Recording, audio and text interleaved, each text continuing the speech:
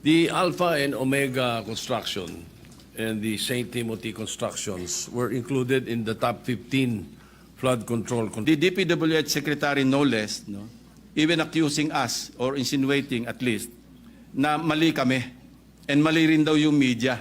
Now, they will deny this fact until they can. Mr. President, will the distinguished gentleman from Cavite yield to some questions regarding his privileged speech last week? Certainly to the distinguished minority leader, our minority leader, and I cannot let this opportunity pass without acknowledging the exemplary leadership recently displayed by our minority leader. Not many among our colleagues know that he gave way to all the members of the minority. No? Yung membership po ng Commission on Appointments, binigay niya kina Senators Legarda, Subiri, and Risa Ontiveros. Hindi lang yun, pati yung set, binigay pa po dito sa this humble representation. So that's the mark of a true leader, Mr. President. So thank you, distinguished minority leader. Thank you, kind sir. I am humbled by the manifestation. Thank you. Just to refresh our colleagues also, Mr. President, if I may continue.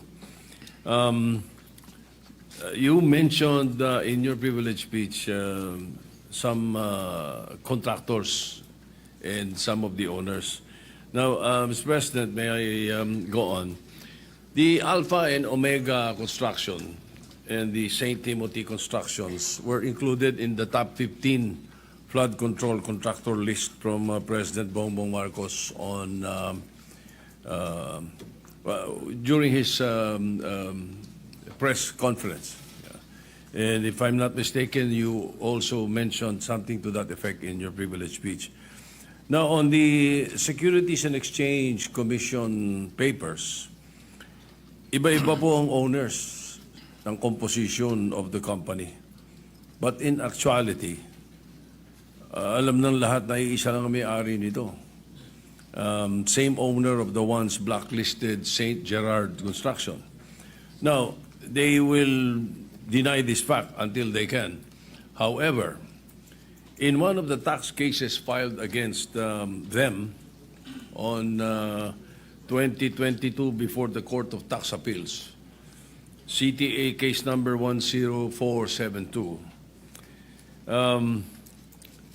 to be exact, the same and one address lang ang ginagamit for St. Timothy, St. Matthew, St. Gerard, and Alpha and Omega Construction Corporations.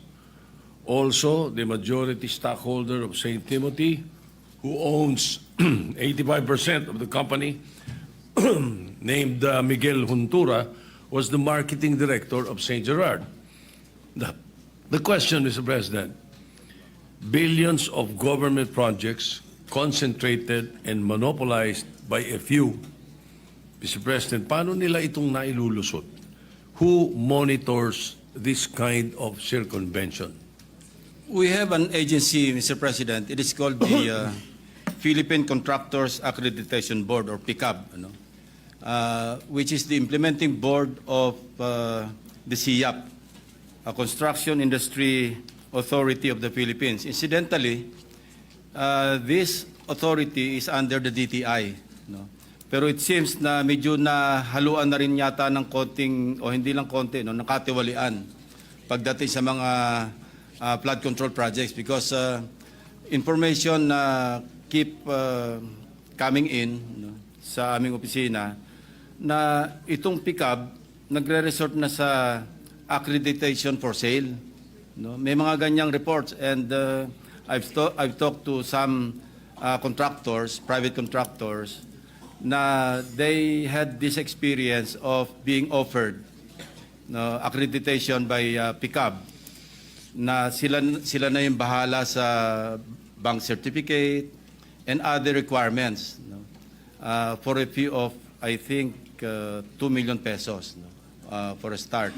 So ganito na po kasama talaga yung kalakaran sa ating bureaucracy. And I think in in the second hearing of the Blue Ribbon Committee because I believe, as we have monitored, na during the first hearing, guest po ninyo yung resource person nyo yung pickup. And there's some issues that they could not explain during the hearing. And I think we can take this up again with them, your observation in relation to St. Timothy and Alpha and Omega. Incidentally, Mr. President, Alpha Omega was mentioned by the Pride of Congress, who incidentally is the produced seed of our distinguished colleague, Senator Loren Legarda. Sabi ko nga, move over, Senator Legarda, there's a new kid on the block. And to her credit, she produced a seed named Leandro Legarda Leviste.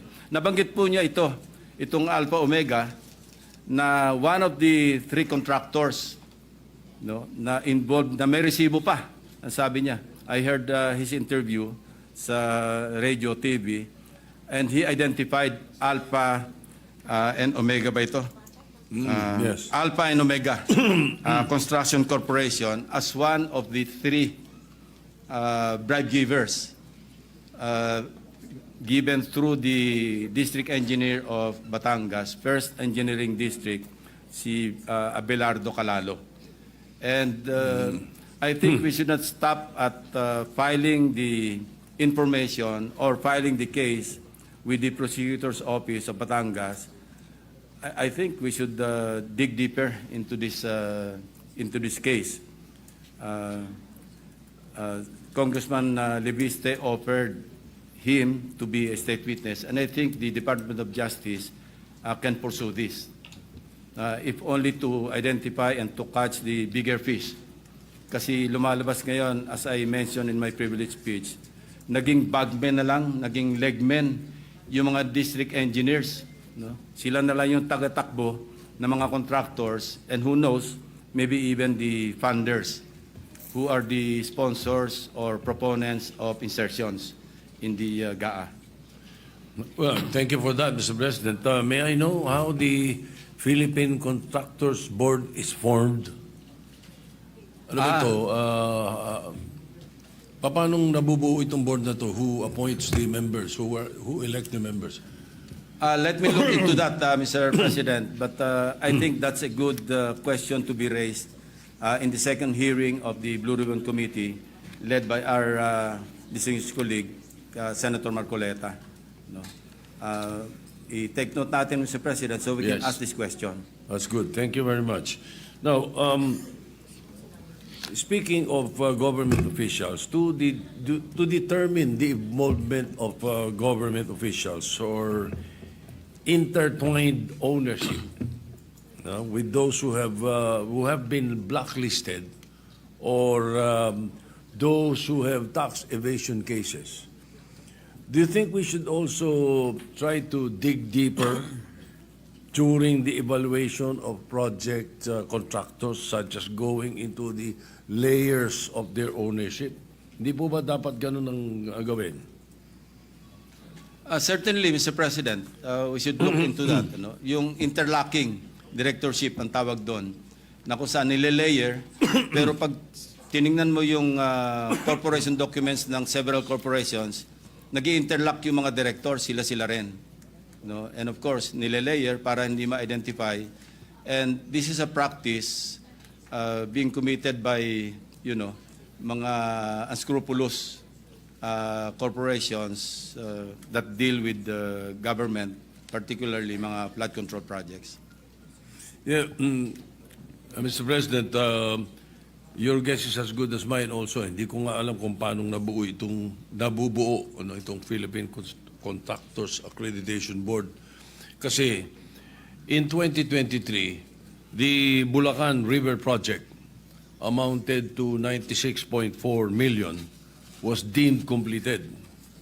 However, upon the ocular inspection of the President, stated that more than 200 meters of revetment was not built. And the contractor is St. Timothy Construction Corporation.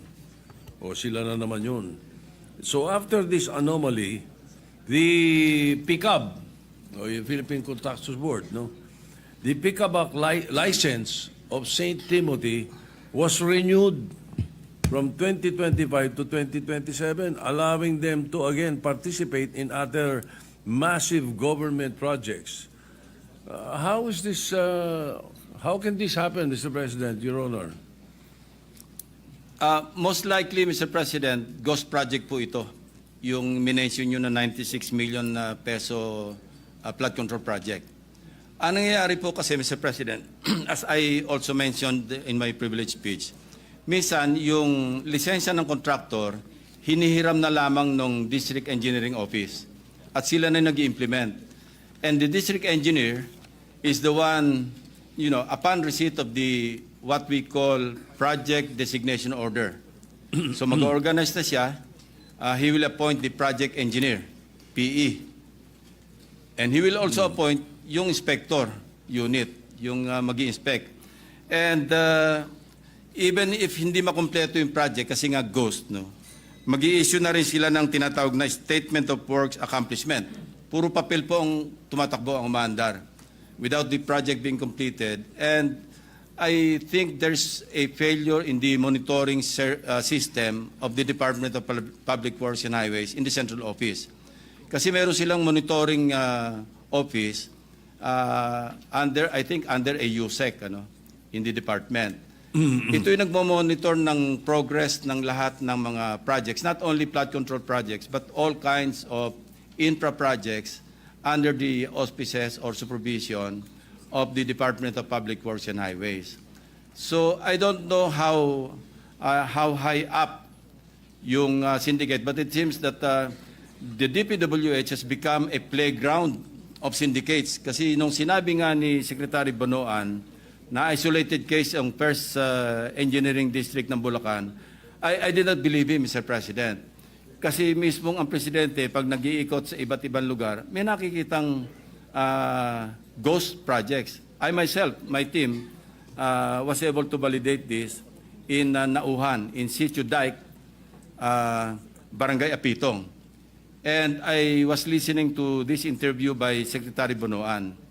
Sabi niya, miscommunication lang daw with the barangay chairman na sinasabing yung project na sinasabing ghost project, ibang lugar daw. Well, ang sinabi niya, Barangay Dike. Barangay, hindi raw sa Barangay Apitong. Sitio Dike, Mr. President, is in Barangay Apitong. And our basis for locating that particular ghost project declared as completed, pero walang project na nangyari, pinabalidate lang namin doon sa barangay chairman and some residents na talagang wala silang nasaksihan na construction ng flood control projects in that area. Kasi isang sitio lang naman to, Mr. President. Ang sinasabi niya, miscommunication, mali raw yung aming team, which I cannot accept, Mr. President, because, you know, I have this habit of validating, counter-checking, validating again before I open my mouth, especially in a privileged speech, because I know I will be fact-checked. You know? And it really happened because andyan na yung media, nagpunta na doon sa mga binanggit kong ghost projects, and they were really fact-checking kung talagang ghost projects. And here comes the DPWH Secretary, no less, no, even accusing us, or insinuating at least, na mali kami, and mali rin daw yung media. So how could the Bulacan First District Engineering Office be an isolated case kung laganap na yung kaso? And man you, Mr. President, yung ginawa namin, in-undertake lang namin mga case studies because I already anticipated that line na hindi isolated case yan. Actually, we were ready to deliver, I was ready to deliver my privilege speech after Nauhan or after Oriental Mindoro. Sufficient na po yung mga case studies doon. But I told my staff, let's wait a while kasi sasabihin tiyak yan, isolated case yung Oriental Mindoro. Let's go to other places. And luckily for us, Mr. President, the President launched 1 week after his SONA, he launched the Sumbong sa Pangulo.ph website. And it was very helpful actually. And it continues to help our netizens, the media, and other people concerned with anomalous flood control projects. ang laking tulong po sa amin because exact location, the website provided us with the exact grid coordinates. Kaya nga pati yung multo, pati yung guni-guni, nakita namin eh. Imagine, wala ka makikitang project pero natukoy pa rin ng aking team or teams kung saan nakalocate yung ghost projects. Why? Because of the sumbong sa Pangulo website. Hindi makakaila, Mr. President. That's the reason why we were able to locate several ghost projects, mostly in Bulacan. Kasi as I also mentioned in my privilege speech, yung Bulacan First District Engineering Office, yun ang pinaka-notorious, at least from where I sit, Mr. President.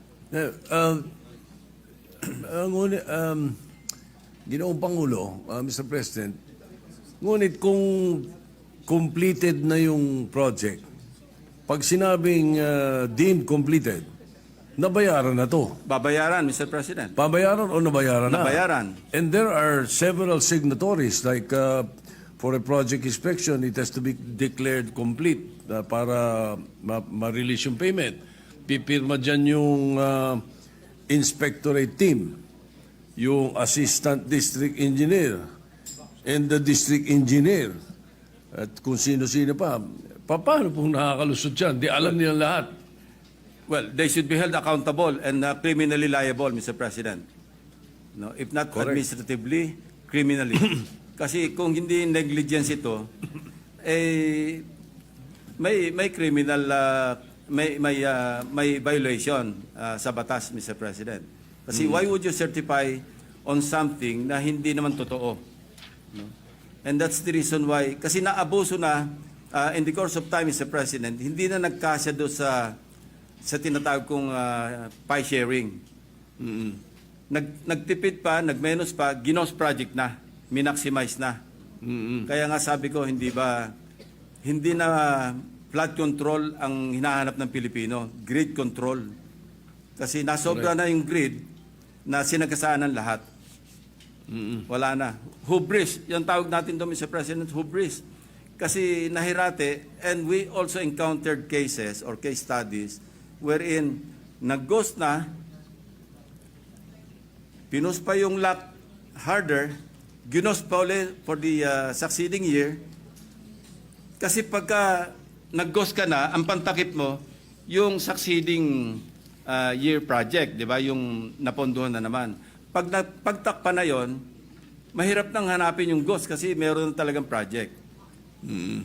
So meron kami na-encounter na 2 beses pang ginost, pangatlo, saka palang ginawa, pero na-late na, inabot na ng Habagat, inabot na rin ng Krising, Dante, at saka Emong.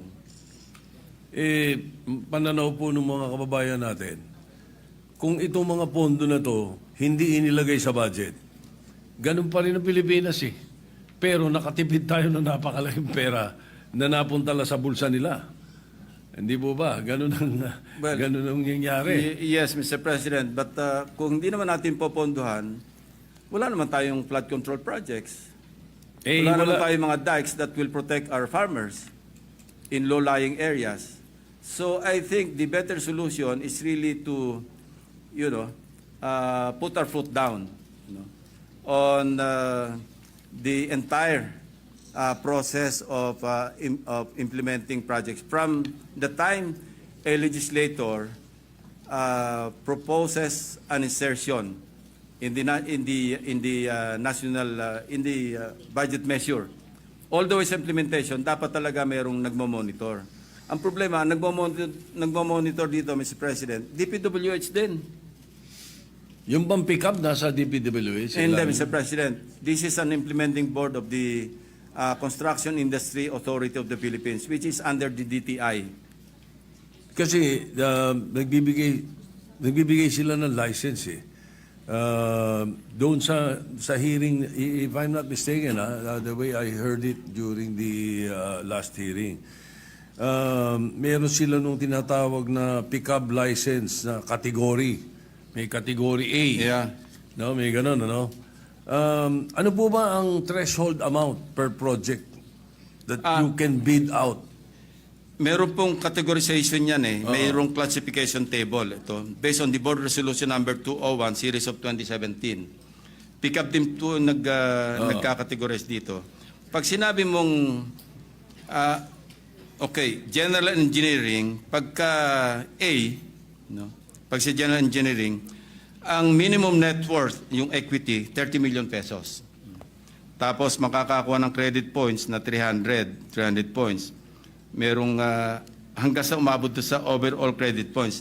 Now, doon sa third stage of adjustment on allowable ranges of contract costs, yung ARCC, no, ang sinasabi rito, pagka yung medium B, ito yung A, kasi large A yung double A. Ang sinasabi, yung single largest project above 75 million up to 150 million pesos. No? And then yung allowable ranges of range of contract cost up to 300 million. Yan po yung pagka ang sinabanggit ko kanina, ang category A, contractor A. Kasi hanggang quadruple A po yan, Mr. President. So may threshold. Meron po. Yun. Ngayon, Mr. President, this is based on records, ha? Yung MG Samidan Corporation's license is category A. All right? Only. Yet, for the year 2022 to 2025, it bagged 58 flood control projects amounting to 5 billion .02. Lampas po, Mr. So, President. so is this it is definitely not within the allowed amount in category A license, ano? Yes, Mr. President. And this is one of the questions that we should ask PICAB to clarify. Kasi paano makakakuha ng ganong kalaking kontrata kung siya'y medium B or license category A? Kasi sinasabi rito sa table, ang single largest project above 75 million up to 150 million. And allowable range of contract costs up to 300 million. Kasi kung billion, medyo lampas-lampasan siguro. 5 billion po. Baka pang quadruple or triple A na yan, Mr. President. 5 So we billion should po. ask Ito pa. them. Maganda ito, lalong sumasarap. In 2019, itong MG Samidan's paid up capital is only 250,000 pesos. Lalo na, Mr. President. Ano? Di ba? Come 2022, how is it possible that their financial capacity increased to undertake billions worth of projects? I think, Mr. President, distinguished minority leader, we should attend the second hearing of the Blue Ribbon Committee and clarify po natin ito. Wala po yung ating chairman ng Blue Ribbon dito, but I have a comment, if I may, Mr. President, distinguished majority leader. September 1 din yata yung first hearing natin ng DBCC. Baka naman pwedeng pagsalisihin natin yung petsa kasi parehong gusto nating mag-attend do sa dalawang all too important hearings. So baka naman pwedeng mapakiusapan natin yung Blue Ribbon na ilihis man lang sa ibang petsa, not on September 1. Kasi September 1, Is it I at don't the know same time? kung anong araw yon, but if it's session day, Parehong maubusan tayo ng oras. Is it at the same time? Yeah, we take note of that, Mr. President. We will consult with the chairperson of the Blue Ribbon Committee and the chairperson of Finance, Mr. President. Thank you. Thank you, dear colleague. Thank you, Mr. President. Now, during the hearing also, Mr. President, that's why talagang tama, napakahalaga na maka-attend tayo nito mga hearings na ito. I found out that yung blacklisting po nila is only 1 year. I feel that it's too lax a penalty for being blacklisted. Hindi lang yun tapos gagawa pa ng ibang kumpanya. Do you think we should come up with a sticker penalty? Let's say 3 to 5 or 3 or 5 years. Pag na-blacklist ka, dapat 5 taon, hindi ka pwede. What do you think, Your Honor, Mr. President? Mr. President, I was told that the creation of PICAB is under Republic Act 4566. And I think we should revisit RA 4566 para ma-check natin itong, I won't say anomaly, but itong probably Kailan i-update natin yung batas, Mr. President. Good, Mr. President. At least we would be able to look into that piece of legislation. Ano? Now, May I know what construction company are you referring to? Yung maliit ng paid-up capital. MG Samidan. MG? MG Samidan. Thank you. All right. Ito, madalas kong naririnig sa inyo ito during not only during the campaign, but many years ago. You're very concerned about the regional development councils, the local development councils. Ang sinasabi ninyo, dapat pag-akyat sa NEP or paggawa ng NEP, nakikinig sa local development councils, sa regional development councils, hindi po ba? That is correct, Mr. President. Kaya mahalaga rin talaga itong DBCC na hearing. Ano? Ngayon, why are there flood control projects in areas identified by Project NOAA as having little or none flood risk? Why are we spending billions of pesos on projects that these areas, when many areas are drowning during a single habagat? Paano nangyayari po ito? Ibig sabihin, hindi nakikinig doon sa Regional Development Council or yung Regional Development Council ang humihiling? Mr. President, this is one flaw in the budget process that we want to correct. And I've been very vocal in this regard. No? Dahil year in, year out, and I hope I have always raised this question. Our colleague, Senator Ligarda, when she was chairperson, paulit-ulit ko po yung tanong, bakit 20% lamang ng output ng local development councils, particularly regional development councils, ang na-adapt sa NEP? Imagine 20%, and yet, dapat yung bulk ng mga projects, mga PPAs, no? Projects, programs, and activities, dapat ang bulk yan nanggagaling sa local development councils. After all, who would know better the needs and priorities of the localities than the local development councils?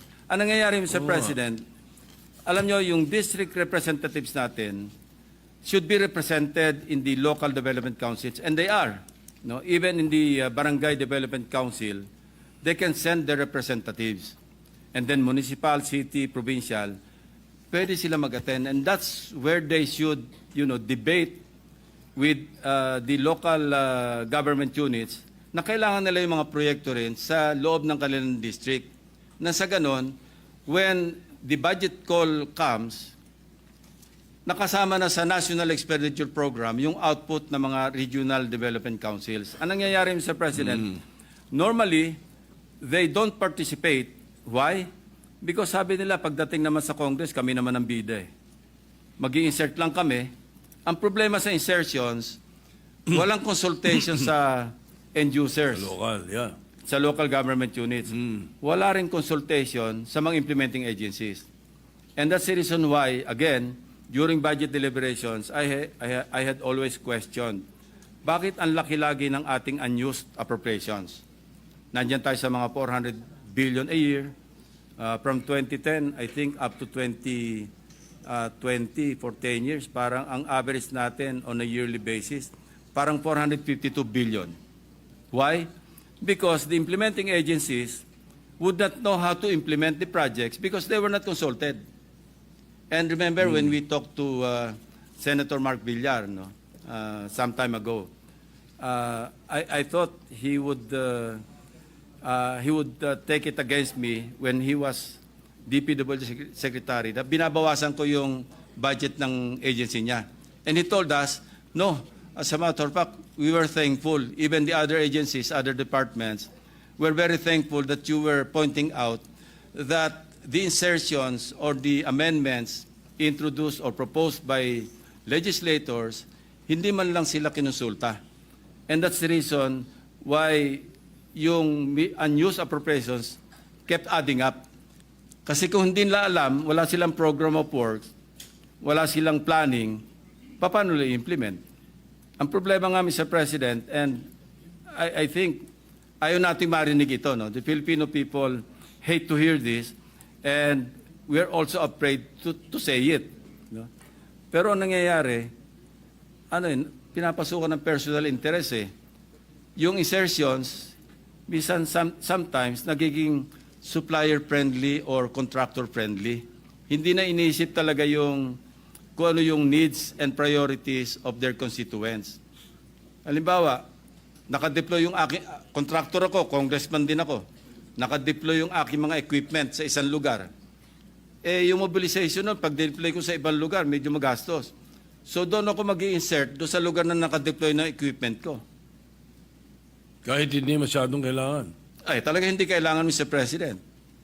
And sometimes, alam din naman natin to, Mr. President, na yung pagpili ng mga district engineers, mayroong say ang mga district representatives. No? It works both ways, Mr. President. Naglalabi yung district engineer para mapunta siya sa district. Ang gagamitin niyang tagalabi, district representative. Yun naman district representative, gusto niya, bata niya yung district engineer.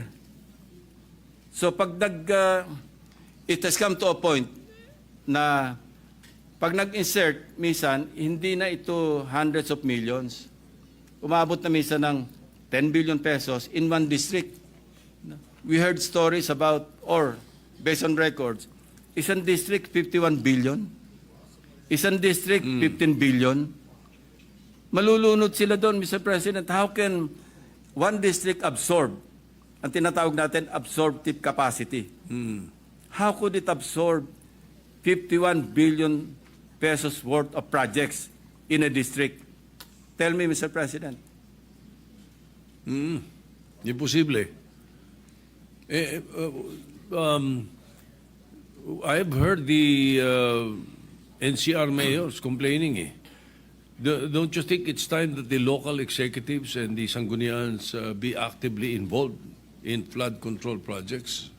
In I believe so, Mr. localities, President. no? Kaya lang, pag nag-sign off yung local government units, halimbawa, bago makapag-start ng project, yung contractor sa isang munisipyo o sa isang probinsya, at hihingi pa ito ng permit sa mayor, nadagdagan na naman yung ating... Yun. Yan ang problema natin, Mr. President. So I think, ang pakialam dapat ng mga local government units, by way of the Local Development Council, sa planning, Mr. President, dapat diyan sila mas malaki ang pakialam.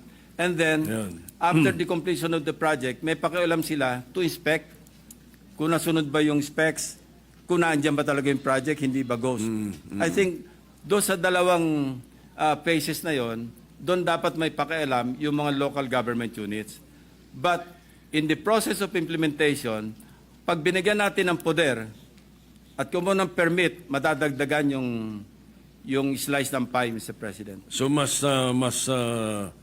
pwedeng pakinggan itong sinasabi kasi si Manila Mayor Moreno sabi yung 200 flood control projects daw in Manila worth 14 billion ay wala raw lahat permit.